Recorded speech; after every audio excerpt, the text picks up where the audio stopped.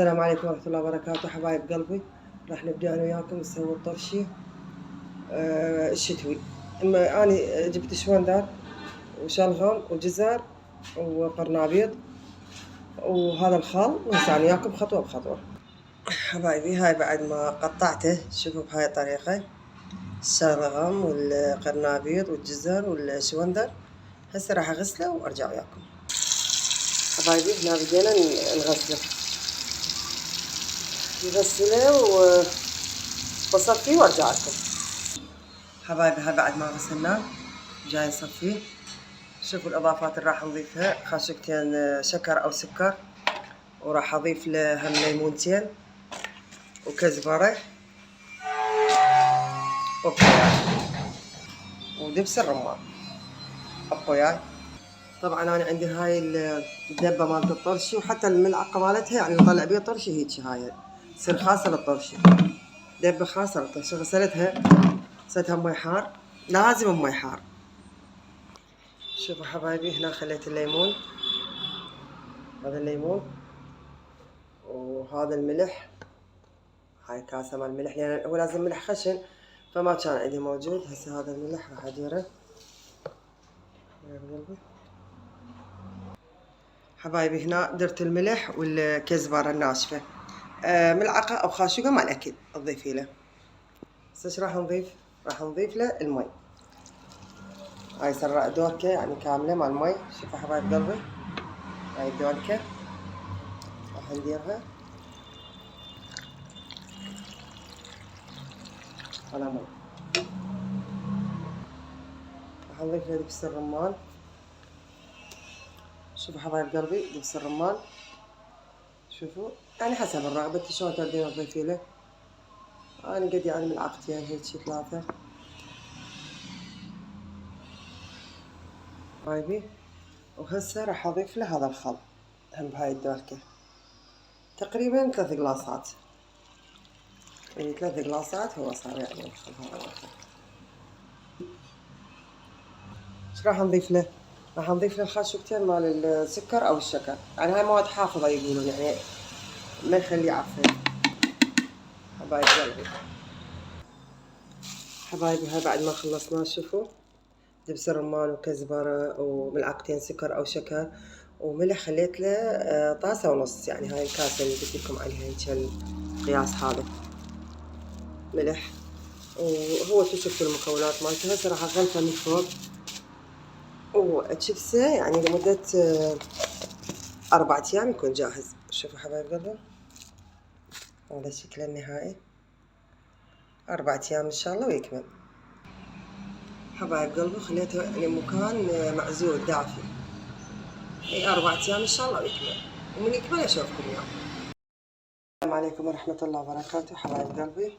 اليوم فيديو قصير بس والله بفائدة كلش، يعني هو مثل ما قلت لكم قصيرة وقصير بس بفائدة كلش كبيرة حبايب قلبي.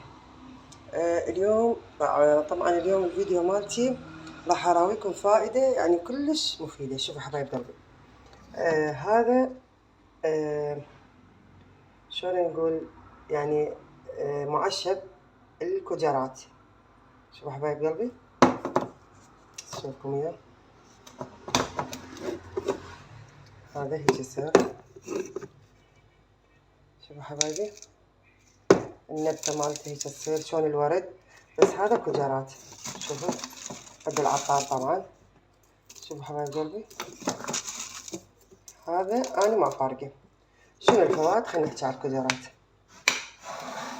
الكجرات فوائده: أول شي حبايب قلبي متابعيني صعدوا لي هذا الفيديو على كواي وعلى توك توك اكسبلور، وإذا على كواي تفعلون القلب والتعليقات الحلوة مالتكم والمشاهدات، حتى يعني أقدم لكم شنو يعني يفيدنا ويفيدكم. أنا قلت لكم أنا منوعات، يعني أنا كان اسم قناتي منوعات مشاهد، بعدين غيرتها لأن شفت قنوات يعني هم هواية مكتوب عليها منوعات مشاهد، فقلت خاف تشتبهون. المهم شنو الفوائد اللي نستفاد من عندها من الكجرات؟ طبعا أنا هنا مخدرة أول مرة أنقعه، مش تقريبا أخليه ساعة نص ساعة، وبعدين على نار هادئة كلش. حبايب قلبي شوفوا يصير أحمر اللون مالته. الكوجرات فوائده، وهي الضغط الدم، يعني الضغط اللي يصعد، الله يكفيكم الشر. بعد الكوجرات فوائدها فقر الدم، يعني كلش مفيد لفقر الدم حبايب قلبي. بعد يعني يهدي الأعصاب، أعصابك إذا متوترة أو مزاج ما عندك مثلا، يعني أعصاب صايرة أو يعني تفكير أو يعني شدة ضغوطات، المهم هو يسحب هاي الطاقة. ثاني شيء الدهونات، يفيد يعني اللي عنده دهون صاعدة يفيد الكوجرات. الأملاح بالجسم الزايدة، يعني هواي أنا قرأت بيها ودخلت على اليوتيوب وعلى يعني على قنوات هواية، يعني بيه فوائد يعني هواية لا تعد حبايب قلبي. فأنصحكم أني تشربون هذا. وهسه خاصة احنا هو طبعا مو بس بالشتاء يشرب، يعني قلت لكم هذا بيخلي الضغط مال الدم يصعد، ويفيد حتى لأهل السكر، يعني إذا تخلينا بدون شكر لأهل السكر، هم ينزل نسبة الأنسولين من عنده، يعني تقريبا ينزل هيك مو هواية بس ينزل، ما يخليه يصعد. بس هو مفيد للفقر الدم بالدرجة الأولى وللضغط الدم وللدهون وللأملاح حبايب قلبي. هذا الكوجرات وتهدئة الأعصاب. فحبايب قلبي لا تفارقونه، يعني أنصحكم لا تفارقونه وتجيبوه. سهمنا وسهمكم عافية. وهسه راح أشربه أنا. هذا غلاس طبعا الثالث، لا والله يمكن الرابع شربته. صح أنا بيه سكر الله يكفيكم الشر، بس شنو ما خليت له شكر، يعني خليت شكر بس ما خوضه حبايبي. وأقول لكم مع السلامة بفيديو جديد حبايب قلبي. لا تنسون تساعدوا لي هذا الفيديو